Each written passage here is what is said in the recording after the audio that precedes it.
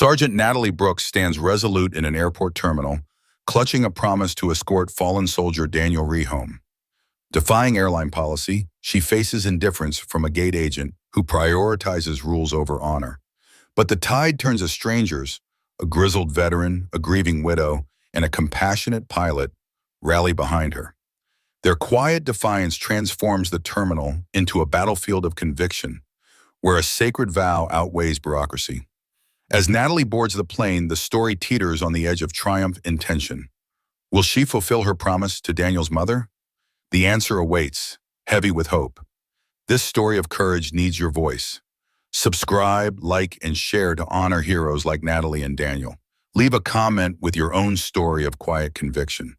Together, let's keep their legacies alive. Watch for more tales that remind us honor doesn't need permission, just witnesses. The gate agent's words slice through the airport terminal like a blade, cold and final. Sorry, ma'am, you won't be allowed to escort the remains on this flight. Sergeant Natalie Brooks stood motionless, her fingers curling tightly around the folded orders in her hand, her heart gripping a promise heavier than any rulebook. The agent's voice was flat, robotic, as if policy could ever outweigh the weight of a sacred vow. But Natalie knew better. They were wrong, profoundly, unforgivably wrong. The terminal buzzed around her, a whirlwind of hurried travelers, clattering suitcases, and the faint hum of music leaking from earbuds. None of it touched her. She was elsewhere, in a place of stifling heat and heavy silence, where the echo of gunfire gave way to a name. Daniel Rhee. Private First Class. Daniel Rhee was no ordinary soldier. He was the man who'd broken his last protein bar in half, offering her the bigger piece when their unit's supplies ran dry in Kandahar's relentless sun. He was the one who'd spun tales of Georgia summers, his laughter a shield against the war's chaos, his easy grin a reminder of home. Through sleepless nights and relentless patrols, Daniel had been her anchor, his presence a quiet strength that kept her grounded when the world threatened to spin apart. Natalie's eyes drifted shut, and the terminal faded. She was back in the desert, kneeling in blood-soaked sand, her palms pressed against Daniel's chest, willing his heart to keep beating as his life slipped through her fingers. His face, impossibly calm, had held a faint, fleeting smile, his breaths weak but steady. "You know what to do," he'd whispered, his voice barely audible but laced with certainty. She'd fought against the truth in those words, refusing to accept they were goodbye. But Daniel always knew. He didn't fear death. He feared being forgotten, his life reduced to a line in a report, his story lost to time. That fear had rooted itself in Natalie's soul, a silent charge she carried long after the desert fell still. 2 weeks later, she sat in a modest Kansas living room, the air thick with the scent of untouched coffee and the weight of grief. Daniel's mother, Mildred Rhee, held Natalie's hand in both of hers, her fingers trembling but warm. The house was a shrine to memory, faded photographs lining the walls, old medals glinting in a glass case, a life preserved in quiet reverence. Mildred's voice was soft, worn by sorrow but steady with resolve. "He always said you were the only one who could bring him home, Natalie."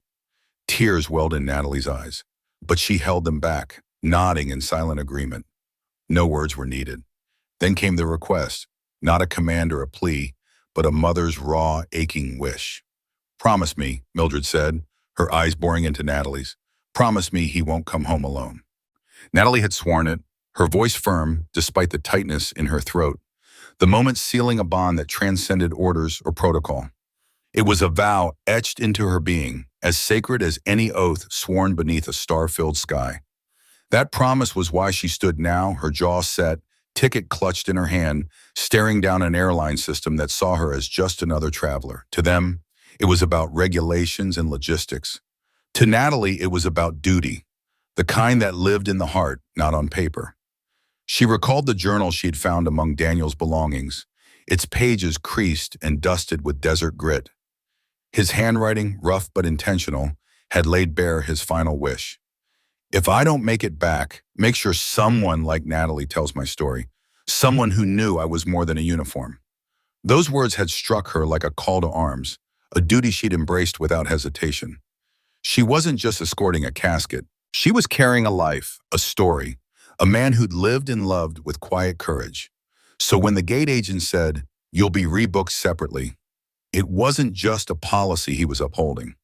It was a challenge to everything she'd sworn to uphold, a violation of the promise she'd made. And Natalie had answered that challenge long ago, in the heat of a desert night, in the stillness of a Kansas morning. The terminal pulsed with life around her, but Natalie stood as a pillar of resolve, untouched by the chaos. Her orders quivered in her grip, not from doubt but from the righteous anger of being told her duty was irrelevant. The gate agent avoided her gaze, repeating his rehearsed lines like a shield. "You'll be rebooked on a connecting flight through Denver. The remains will transfer separately and arrive in Kansas as scheduled." Each word was a stone in the barrier he was erecting, but Natalie wasn't alone. An elderly veteran rose from a nearby seat, his frame stooped, but his eyes alight with recognition, as if he'd seen this kind of callousness before and refused to let it pass unchallenged. His hands, roughened by time, gripped a cane, but his posture was one of quiet defiance. Beside him, a widow stood, her fingers wrapped around a folded flag, her face carved with the strength of someone who'd carried her own promises through loss. Their presence was a wordless condemnation of the agent's indifference. Then a voice broke through the terminal's clamor, steady and resolute over the intercom. "This soldier will not fly alone, not while I'm captain of this plane." The words landed like a thunderclap, and the terminal fell hushed. Travelers froze, their hurried steps forgotten. The gate agent's hands stilled above his keyboard. Natalie's breath hitched, her heart swelling with gratitude and awe. In that instant, a mundane layover became something holy. A promise was honored. A terminal, once cold and impersonal, was transformed by quiet courage. This wasn't just one soldier's stand. It was a reminder that honor needed no permission, that duty could triumph over red tape. What followed was a moment no one could forget, a wave of humanity that rippled through the terminal, uniting strangers in a shared reverence for sacrifice. Natalie's unwavering resolve, the veteran's silent solidarity, the widow's quiet strength, and the captain's bold declaration wove together into a tapestry of courage, a testament to the promises we keep, the stories we carry, and the bravery it takes to stand for what's right. Sergeant Natalie Brooks stood rigid, her jaw locked tight as she stared down the gate agent. Her voice was deliberate, each word carved with precision. "I am the designated military escort for Private First Class Daniel Rhee," she said, her tone steady but carrying the weight of an oath. "I have clearance to stay with him every step of the way, every mile, until he's home." Her eyes didn't waver, but inside a storm churned. Memories of deployments, of orders to stand down, of promises left unkept. This wasn't just protocol to her. It was a vow etched into her soul, one she'd made to a mother whose heart was already shattered. The agent's response was flat, mechanical, as if her words had bounced off a wall of bureaucracy. "Company policy doesn't allow for full escort transfers on domestic connections," he said, his eyes barely lifting from the screen. Natalie leaned forward, just enough to make her presence undeniable, her voice dropping low but sharp with a resolve. "Then your policy needs to learn what it means to keep a promise." The words weren't loud, but they carried a fierceness that seemed to ripple through the air, a quiet defiance born from years of carrying burdens too heavy for one person alone. She glanced out the terminal window, where the plane sat on the tarmac, its sleek exterior hiding the truth within. Somewhere in its cold cargo hold lay Daniel's casket, solitary and distant, already too far from the warmth of home. The thought clawed at her chest. A young soldier, barely 20, who'd given everything, now reduced to a policy footnote. She'd followed orders before, back in the dust and chaos of deployment, when she'd been told to wait, to let others handle it. But this was different. This wasn't about rank or chain of command. This was about honor, about ensuring Daniel wasn't abandoned, even in death. The agent resumed typing, unmoved, his fingers tapping out a rhythm of indifference. "Next in line, please," he called, dismissing her as if she were just another traveler with a complaint. Natalie didn't budge. Her boots felt rooted to the floor, her gaze unyielding. Behind her, a man in line shifted uncomfortably, sensing the tension that hung in the air like a held breath. The terminal's hum seemed to quiet, as if the world had paused, waiting for what came next.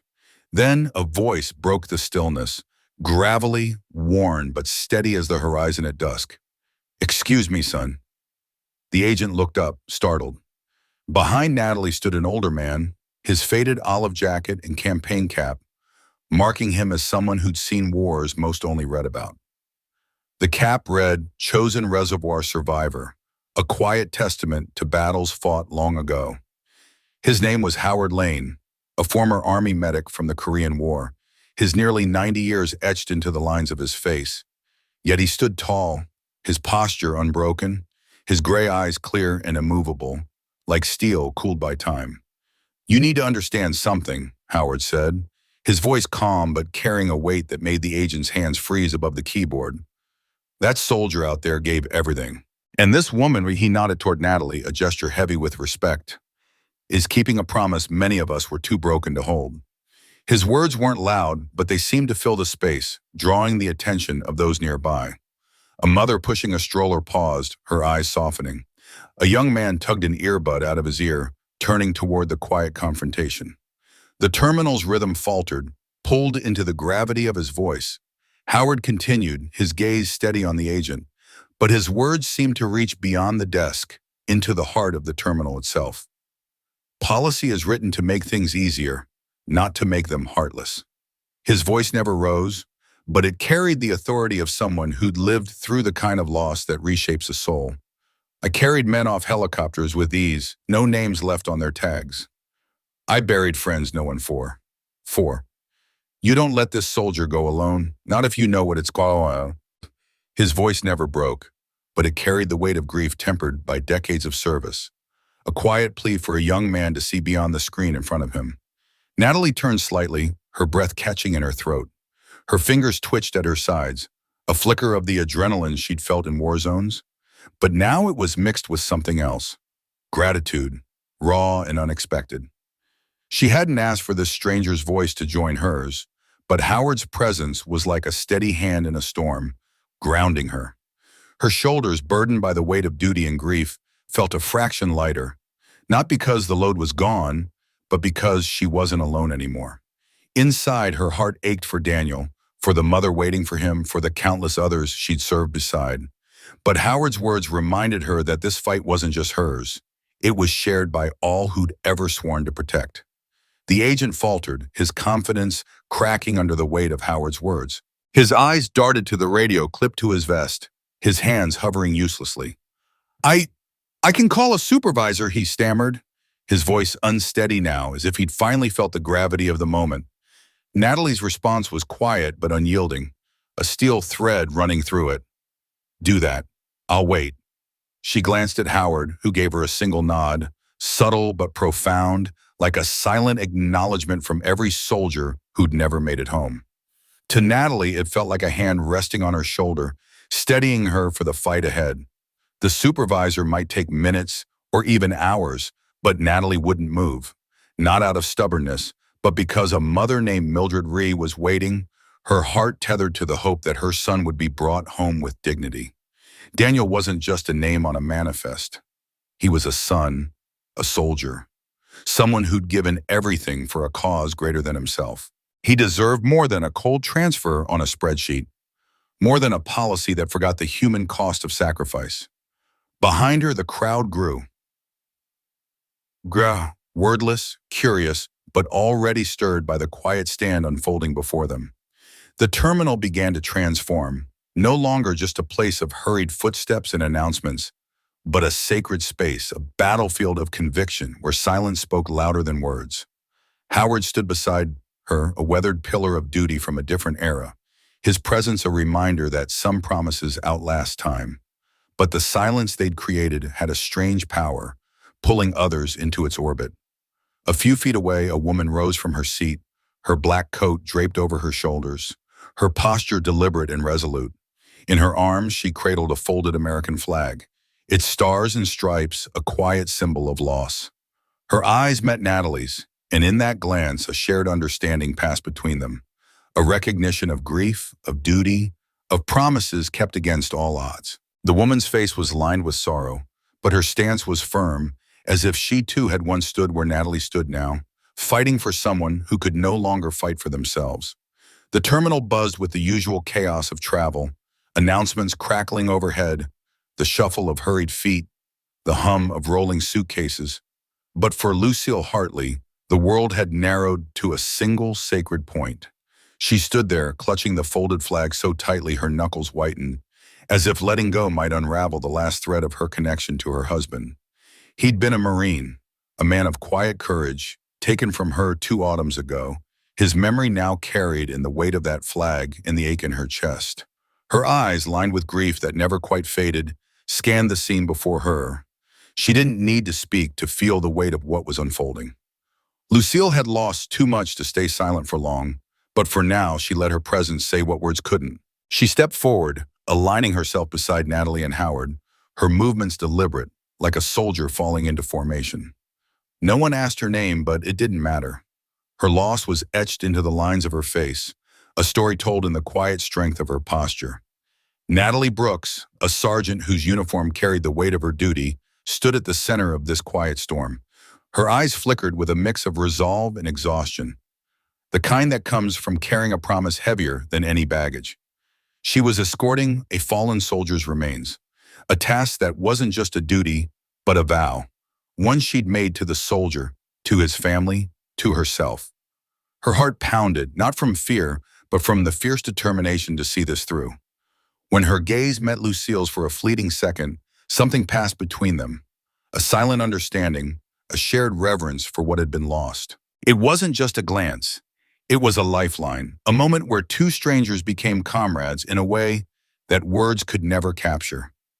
The silence between them wasn't hollow. It was a sacred space, filled with the unspoken weight of sacrifice. Around them, the terminal began to shift. A few passers-by slowed, their hurried steps faltering as if drawn into an invisible current. A father, his toddler tugging at his hand, paused, his eyes narrowing as he sensed something deeper than the usual airport rush. The child, oblivious, clutched a stuffed bear, but the father's gaze lingered on Natalie, on the flag in Lucille's hands, on Howard's quiet resolve. A young woman in a sharp business suit, her briefcase gripped tightly, stopped mid-stride. Her face, usually composed for boardrooms and deadlines, softened with curiosity, then recognition. She didn't know the details, but she felt the pull of something profound, something that demanded her attention. No one spoke yet, but their slowing footsteps were a silent chorus, a tide of humanity gathering without a word. From across the terminal, a voice broke through, not loud but clear, educated, firm without a trace of arrogance. This can't be happening in 2025. The words carried a weight that cut through the hum of the crowd.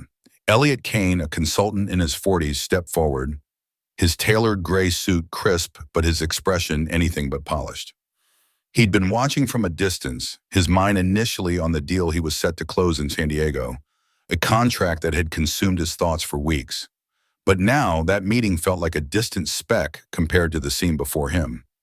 His jaw tightened as he muttered, almost to himself, "They bend over backwards for celebrities, but they can't make room for someone honoring the dead." His words weren't meant for anyone in particular, but they landed like a spark on dry grass.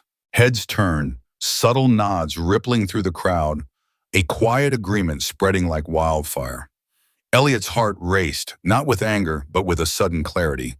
He couldn't walk away from this. Not today. The airline agent, a young man whose name tag gleamed under the fluorescent lights, stood frozen behind the counter. His face had gone pale, his fingers hovering over the keyboard like a pianist who'd forgotten the notes. He didn't know what to say, didn't know how to navigate the growing tension. The supervisor he'd called for still hadn't arrived, and the weight of a dozen pairs of eyes, now more, bore down on him. The crowd behind Natalie had swelled, not because they knew her story, but because they felt the wrongness of the moment. They weren't loud, weren't angry. They were simply there, a quiet wall of humanity saying in their stillness, "Not today." Each person carried their own reasons for standing there, a memory of loss, a flicker of respect, a need to witness something that mattered. Their presence was a statement, a refusal to let this moment pass unnoticed. Lucille finally spoke, her voice soft but carrying a weight that silenced the murmurs around her. My husband came home in a box, too, she said, her hand still wrapped around the flag, as if it were the only thing keeping her anchored. Her words were steady, but beneath them ran a current of grief, raw and unyielding. A soldier brought him all the way from Qatar. She stayed with him every leg of the journey, every moment. I'll never forget her face when she handed him over. Her eyes, glistening but resolute, turned to Natalie. Don't let them tell you it doesn't matter. The words were simple, but they carried the force of a lifetime's worth of love and loss. Lucille's heart ached as she spoke, not just for her husband, but for Natalie, for the soldier they were both honoring, for every soul who'd ever been reduced to a box and a flag. She stood a little taller, her resolve hardening, a quiet fire kindling in her chest. Natalie's lips parted, but no words came. Her throat tightened, emotions swirling, gratitude, determination, sorrow. She nodded once, a sharp, firm gesture, as if sealing a pact with Lucille, with the crowd, with the soldier she was escorting. The moment felt bigger than her, bigger than any of them. The crowd grew, their silence not forced but instinctive, a reverence that didn't come from fear or spectacle, but from witnessing something sacred. The airport, with its sterile lights and endless announcements, didn't feel like an airport anymore. It felt like a sanctuary, a place where time slowed and humanity stood firm. The air carried a conviction, a quiet resolve that bound them all together. Then the speakers crackled, cutting through the moment. Sergeant Natalie Brooks, please report to the gate podium. Every head turned, the sound jarring in the heavy silence. Natalie's brow furrowed, a flicker of confusion crossing her face. The agent behind the counter avoided her gaze, his hand still frozen over the keyboard. He hadn't made the call. Natalie stepped forward, her boots pressing into the floor with a weight that felt heavier than they should. The crowd parted, not out of obligation, but out of respect, giving her space as if she were walking into a courtroom or a chapel. Her heart pounded, a mix of uncertainty and resolve, as she approached the podium. Behind it stood a man in a crisp pilot's uniform, his posture straight but not rigid, his silver hair neatly combed beneath his captain's hat. Captain Thomas Armstrong. His hands rested calmly on the podium, but his eyes, clear, steady, and carrying the weight of experience, met hers as she approached. "Sergeant Brooks," he said, extending his hand. His voice was low, authoritative, but warm, like a man who'd seen enough of the world to know what mattered. Natalie took his hand, surprised by the quiet strength in his grip, a connection that felt like more than a handshake. "I'm Captain Armstrong," he continued. "I heard about the situation." "Yes, sir," Natalie managed, her voice steady despite the storm of emotions within her. She stood taller, her shoulders squared, but her heart raced with questions. What did he know? What would happen now? Armstrong didn't ask for details or paperwork. He didn't waste time on bureaucracy. His gaze held hers, unwavering. As he spoke again, his voice low but resolute. "I want you to know," he said, "I served too. Air Force, 28 years. I know exactly what this means." His words weren't just a statement. They were a promise, a recognition of the weight she carried, of the soldier she was honoring. In that moment, Natalie felt seen, not as a sergeant, not as a passenger, but as someone carrying a sacred duty. Armstrong's own heart stirred with memories of his service, of comrades lost, of promises kept. He didn't need to know the details to understand the stakes. He turned, his posture signaling that this wasn't just a conversation, it was a resolution. The air in the terminal was thick with the hum of hurried travelers, their voices blending into a low, restless murmur. Captain Armstrong stood at the gate, his posture erect, his eyes locked on the gate agent, whose face betrayed a flicker of unease, and the supervisor, who was conspicuously absent. Armstrong's voice didn't rise or falter. It carried the weight of years spent leading, a quiet authority that didn't need volume to command attention. He'd learned through countless missions that true power lay in conviction, not noise. Pointing to Natalie, the young sergeant whose rigid stance belied the storm of emotions within her, he spoke with measured precision. "This soldier is escorting a fallen comrade home," he said, each word landing like a stone in still water. "That's not a formality. It's not a courtesy. It's a sacred duty." The gate agent's lips parted, ready to cite regulations or schedules, but Armstrong's raised hand stopped him, a gesture calm yet absolute, like a line drawn in the sand. "I'm the commanding officer of this aircraft," he continued, his voice steady as the horizon. "You may manage the gate, but I am responsible for every soul on board, living or lost. She stays with him." The silence that followed was not heavy with tension, but alive with understanding, a collective moment of recognition that rippled through the crowd. Natalie's breath hitched, her eyes stinging. She hadn't expected an ally, certainly not one with the power to shift the course of her fight. She'd come to the airport braced for battle, ready to defend her vow to Daniel Reese, made in the quiet of a desert night to never leave him behind. But here was Captain Armstrong, his uniform crisp, his resolve unyielding, standing not just beside her, but for her, wielding his authority like a shield to protect her mission.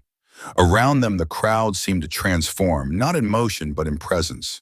Shoulders squared, gazes sharpened, as if Armstrong's words had awakened a shared conviction, a belief that some duties outweigh rules, that some promises demand to be kept.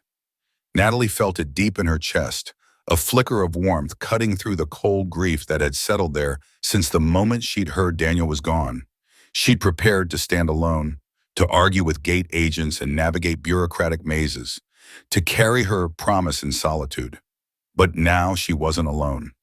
Armstrong turned to her, his eyes softening just enough to convey respect without condescension. "You'll ride in seat 3A, he said, his voice low, meant for her alone. "I'll handle the paperwork. Just stay with him, Sergeant. That's what matters." Natalie's throat tightened, grief and gratitude tangling into a knot she couldn't unravel. She nodded, her voice barely managing a rough, "Thank you, sir." His faint smile was a quiet affirmation, a recognition of the strength she carried. "Don't thank me," he said softly. "Thank you." Stepping back to the podium, he lifted the microphone with the ease of a man accustomed to leading through chaos. "Ladies and gentlemen," his voice carried across the terminal, clear and resonant, "we are honored to carry a fallen soldier home today, along with the one who promised to see him there." No cheers followed, no applause broke the quiet.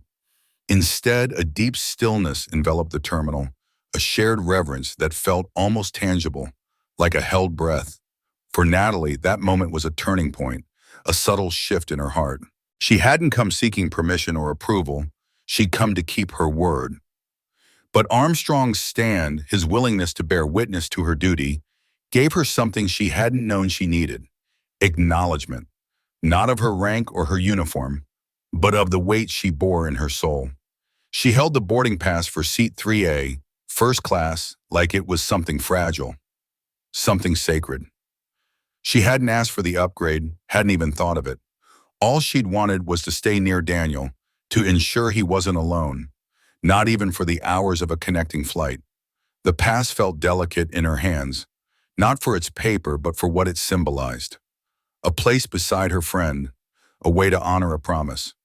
As she stepped toward the gate, a voice broke through the hum of the terminal. "Excuse me, Sergeant, wait." She turned to see Elliot Kane, the businessman in the gray suit she'd noticed earlier, his presence calm but purposeful, like a man who knew the value of small actions. He extended his boarding pass, his eyes meeting hers with quiet resolve. "You're in 3A now," he said, his tone gentle but firm. "You'll need room for your gear, for everything." Natalie blinked, caught off guard, her mind scrambling to process the gesture. "But you," she began, but he cut her off with a small, almost bashful smile. "I switched," he said simply. "It's the least I could do." The words were quiet, unadorned, but they struck Natalie like a gift too heavy to hold. She opened her mouth to thank him, but he only nodded once, stepping back into the crowd without fanfare, without need for recognition. A seat given, a quiet act that carried the weight of mountains. The gate agent, the same one who challenged her earlier, met her gaze as she approached. The woman's expression was neutral now, the earlier defiance gone. She handed Natalie the boarding stub without a word, and Natalie stepped onto the jet bridge. Each step was steady, deliberate, not the march of a soldier under inspection, but the stride of someone carrying a memory too vital to be diminished by policy. Inside the aircraft, the first-class cabin felt like another world, Soft seats, gleaming metal, lighting that seemed too gentle for the gravity of her purpose. Natalie paused before sitting, lowering her duffel bag to the floor with a care that felt almost ceremonial, as if it held a piece of Daniel himself. Across the aisle, a middle-aged woman offered a nod, simple, understated, but it landed in Natalie's heart like a quiet salute. A flight attendant approached, offering water with a practiced smile. Natalie declined, her voice polite but firm. Comfort wasn't what she sought. She needed presence, the weight of her promise in every moment of this journey. Settling into seat 3A, her back straight, hands folded, eyes fixed forward, she felt a shift within her. It wasn't just the seat or the kindness of strangers. It was the truth that had taken root in the terminal's silence, growing stronger with each gesture. Kindness didn't need fanfare. It lived in the quiet spaces, in the captain's unwavering stand, in the businessman's selfless gift, in the stranger's nod that spoke without words. Natalie Brooks sat there carrying Daniel Reese's memory, and for the first time since she'd made her promise, she felt seen. Not as a sergeant, not as a soldier, but as a person honoring a bond stronger than death. And in that moment, she understood. Sometimes a soldier's only request is for someone to bear witness. The cabin lights dimmed as the aircraft pulled away from the gate, the low rumble of the engines vibrating through the floor like a quiet pulse. Outside, the world shrank into a patchwork of tarmac and distant lights, fading with each passing second. In seat 3A, Sergeant Natalie Brooks sat with a stillness that masked the storm within her. Her duffel bag rested at her feet, not mere luggage but a sacred vessel, holding more than clothes or papers. Her fingers grazed its rough canvas flap, not out of habit but out of reverence, as if touching it connected her to something greater. Tucked inside, beside her travel orders, was a cloth pouch cradling the folded flag of Private First Class Daniel Reese. She hadn't opened it since she'd placed it there. She didn't need to. Its weight pressed against her heart, a silent vow she carried as carefully as her own breath. A soft chime broke the cabin's hum, followed by a voice, steady and warm, flowing through the intercom. "Ladies and gentlemen, this is Captain Armstrong from the flight deck." Heads turned, conversations hushed, and even those lost in their screens paused, sensing the gravity in his tone. "Before we climb to cruising altitude, I'd like to take a moment." His words hung in the air, deliberate, weighted with purpose. "Today, we have the honor of carrying home a fallen soldier, Private First Class Daniel Reese. He is accompanied by Sergeant Natalie Brooks, who vowed he would never travel alone." The cabin fell into a profound stillness, not stifling but enveloping, like a warm embrace. No one clapped, no one gasped, just a shared quiet that felt sacred, as if the air itself held its breath. "This promise," Captain Armstrong continued, his voice steady yet laced with emotion, "was not in her orders. It was written in her heart. Today, we all share a piece of that weight with her." A pause, heavy with meaning, followed. "Let us fly with that in mind." The intercom clicked off and the silence deepened. Natalie closed her eyes, letting the rhythmic hum of the engines wash over her. It felt like a heartbeat, steady and alive, carrying her through the sky. She didn't cry, couldn't cry, not yet. The weight of Daniel's flag, his memory, and her promise pressed against her chest, a burden she bore with quiet strength. Across the aisle, a woman bowed her head, her hands clasped tightly as if in prayer. Further back, a man reached for a tissue, his movements slow, deliberate, as if not to disturb the sanctity of the moment. The silence wasn't heavy, it was hallowed, a shared reverence binding every soul in the cabin. Natalie's hand slipped into her duffel, finding a small, weathered photograph. She pulled it out, her thumb brushing its edges. The image captured her and Daniel, side by side in their gear, desert dust clinging to their faces, their grins wishy and reckless under a burnt orange sunset. The memory flooded back, 16 hours of patrol, exhaustion so deep it felt like their bones were made of sand. Daniel had laughed, his voice cutting through the fatigue, joking that the desert had replaced the blood in his veins with grit. He had a way of making everything lighter, turning the unbearable into something they could carry together. Now it was her turn to bear the weight alone. The hours passed in a blur of clouds and memories. No one approached her, no one spoke, and she was grateful. Her presence was her message, her silence a testament to the vow she kept. The flight attendants moved with a gentleness that felt reverent, their steps soft, their voices hushed, as if passing through a sacred space. One paused by Natalie's seat, placing a bottle of water and a packet of trail mix on her tray table. She hadn't asked for it, and the attendant didn't linger or speak. It was a quiet act of kindness, arriving when words fall short, a gesture that said, "We see you. We honor you." Somewhere over Missouri, Natalie glanced out the window. The clouds parted, revealing amber fields stretching endlessly below, bathed in the glow of a setting sun. Home was close now, the final leg of Daniel's journey nearly complete. She leaned against the window, not for rest, but to ground herself, feeling the cool glass against her skin. In the reflection, she saw her own face. Tired, yes, but resolute, her eyes clear with purpose. She wasn't just a passenger. She was a soldier keeping her word, carrying her brother home.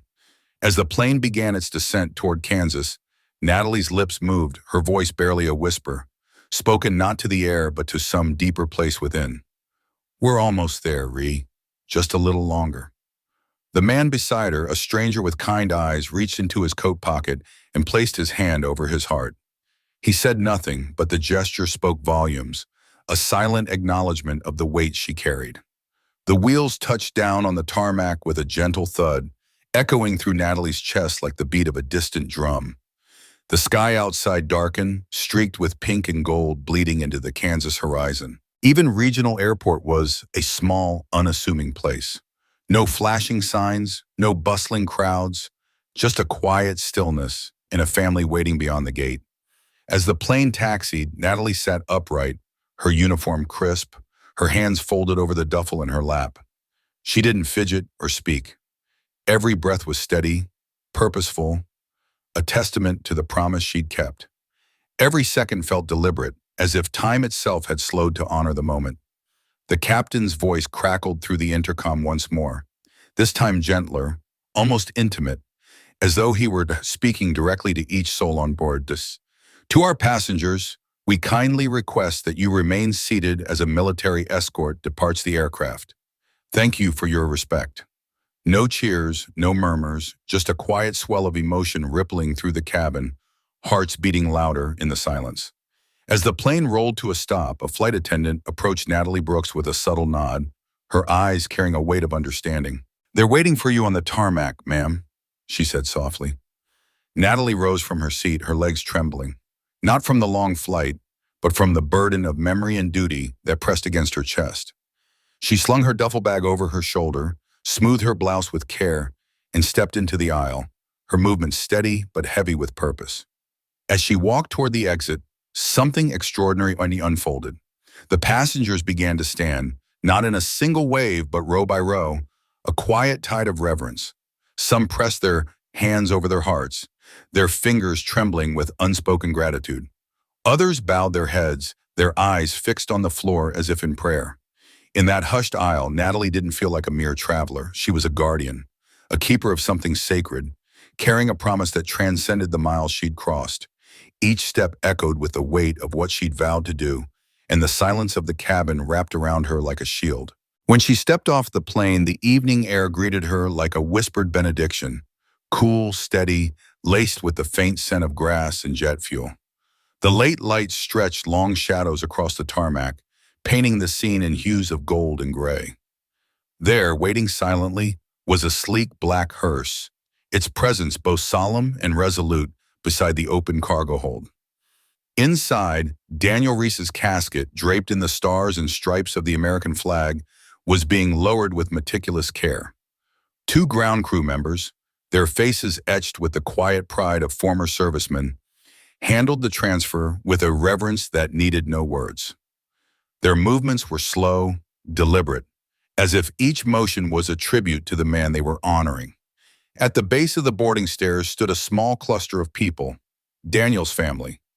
Mildred Reese, his mother, wore a simple navy blouse, its color mirroring the depth of her grief. Her hands shook as she clutched a crumpled tissue, but her posture remained unyielding, a testament to a strength forged through loss. Beside her stood Jack Reese, Daniel's father, a tall man whose weathered face betrayed no emotion.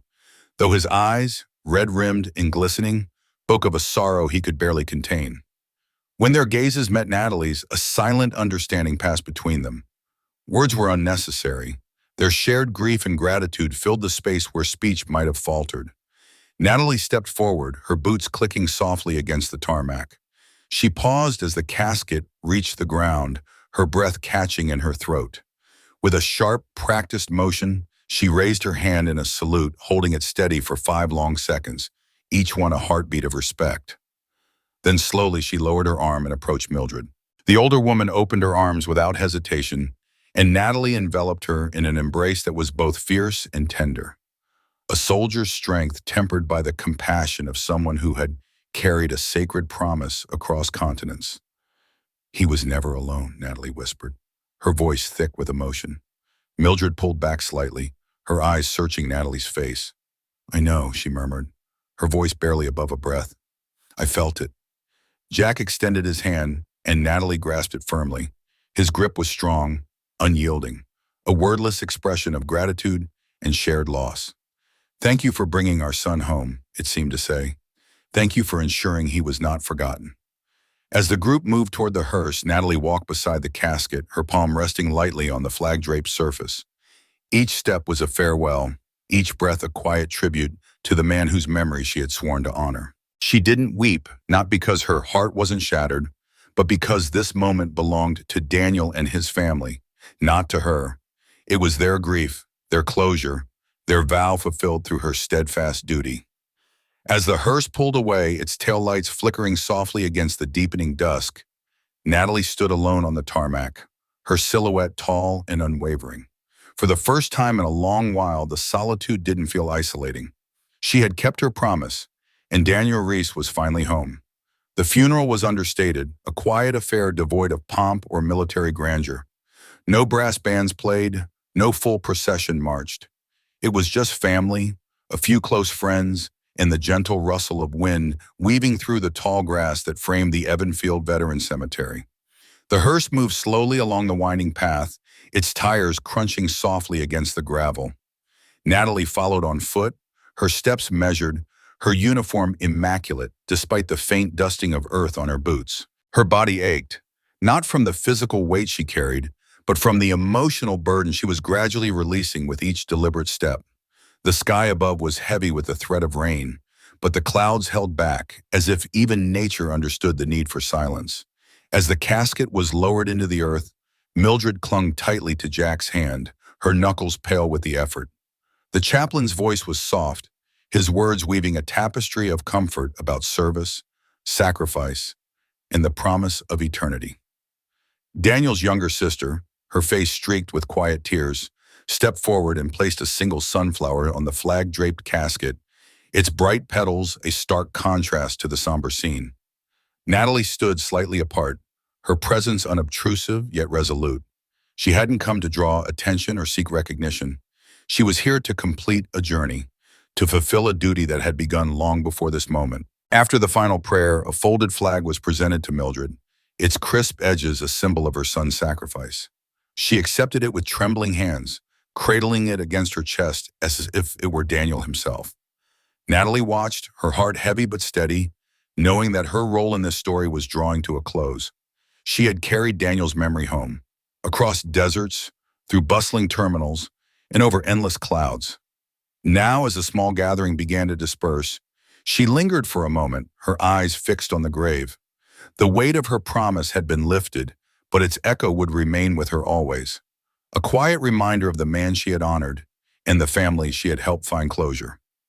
The flag, meticulously folded into a tight triangle, passed from one set of hands to another. Its weight settled into her palms, far heavier than its fabric should have been, as if it carried the sum of a life within its creases. Her fingers quivered, not from cold, but from the overwhelming sense of holding something sacred, something that could shatter if she gripped it too tightly or let it slip. Sergeant Natalie Brooks stood motionless, her breath catching in her chest. Just hours before, under the dim glow of her desk lamp, she had folded this very flag with deliberate care, each tuck a quiet act of devotion. Now she was returning it to its rightful place, to the family who would cradle it as a final tether to their loved one. The moment felt both eternal and fleeting, a bridge between her duty and their grief.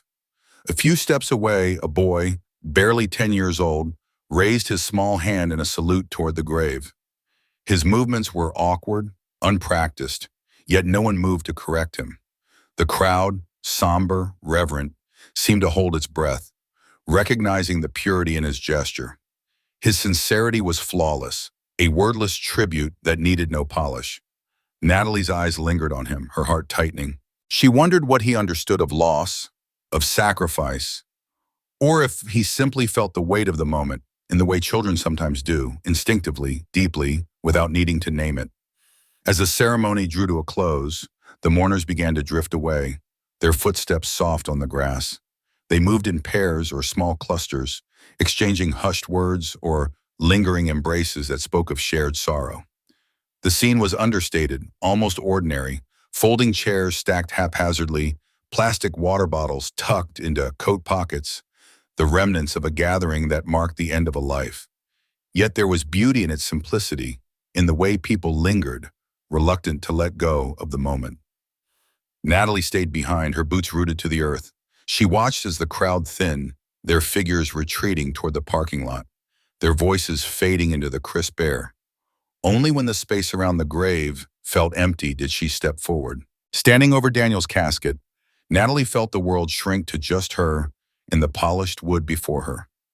The silence was profound, a presence in itself.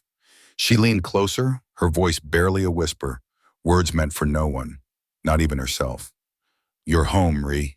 Mission complete." The nickname slipped out, soft and familiar, a relic of late-night conversations and shared laughter. She didn't cry.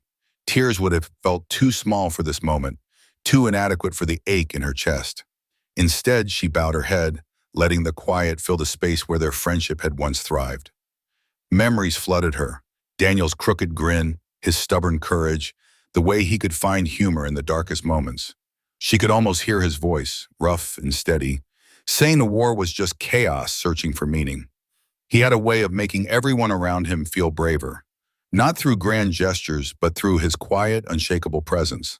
Natalie clung to those memories, letting them anchor her as the wind stirred the air around her. She remained there, unmoving, as the grounds crew resumed their work. Their movements were gentle, almost reverent, as they began to lower Daniel into the earth. The sound of the mechanism was soft but unmistakable, a final note in the symphony of farewell. Only then did Natalie step back, her boots pressing into the soil with a resonance that seemed to echo in her bones. She turned and began her slow descent down the hill, each step deliberate, as if she were carrying something invisible but heavy. There was no fanfare, no applause, no medal to pin to her chest. She didn't need one. Some honors, she knew, weren't forged in ceremonies or etched in brass. They were born in the quiet moments, in keeping a promise when no one was watching, when no reward waited at the end. As the early evening light softened, casting long shadows across the cemetery, Natalie walked tall. The last mile had been walked, and though she had carried it alone in some ways, she hadn't been entirely solitary. Daniel's memory had walked beside her, as had the unspoken support of those who had stood with her in this final act of duty. Sergeant Natalie Brooks stepped into the fading glow, her heart heavy, but her shoulders unbowed, knowing she had done what was right. Weeks later, Natalie returned to her base, slipping back into the rhythm of military life. The barracks hummed with their usual cadence, boots echoing in hallways, orders barked in the distance, the steady pulse of routine. No one greeted her with banners or questions. No one fully grasped what she had done, and she didn't expect them to. She didn't speak of the flight that had brought Daniel home, didn't share photos or seek recognition. The act had been too personal, too sacred for that. But something within her had shifted, not because she had done something extraordinary, but because she had chosen to do what was right when it would have been easier to do less. That choice had carved a quiet strength into her core, one she carried without fanfare. Sometimes when she noticed a fellow soldier struggling, eyes distant, shoulders slumped, she would sit beside them. She didn't offer advice or platitudes, didn't recount her own story. She simply stayed, her presence a steady anchor in their storm. She had learned the power of that presence, had seen it in the strangers who had stood for Daniel, an elderly veteran with weathered hands, a widow whose grief was etched into her face, a businessman in a crisp suit, a captain with no personal stake. They had owed Daniel nothing, yet they had given everything. Their actions had been a testament to honor, a reminder that it didn't need orders or permission. It only needed people willing to show up. Natalie carried that lesson with her, a quiet truth that shaped her days. In a world crowded with systems, policies, and screens, it was easy to forget the weight of a human voice, the comfort of a hand on a shoulder, the power of a seat offered freely. She thought of the boy at the graveside, his clumsy salute, a spark of instinctual respect. He didn't yet know the full meaning of service, but he felt its pull, and that was enough. Natalie's story wasn't just about one soldier's duty. It was about all of us, about the choices we make to stand beside someone, to keep a promise no one else hears, to honor a legacy in the quiet spaces of life. Dignity, she realized, wasn't a privilege handed down by institutions. It was a gift we gave each other, a choice made in airport terminals, at gate counters, on silent flights home. And in those moments, the fight for someone's memory was won, not in history books or courtrooms, but in the simple, unspoken acts of humanity.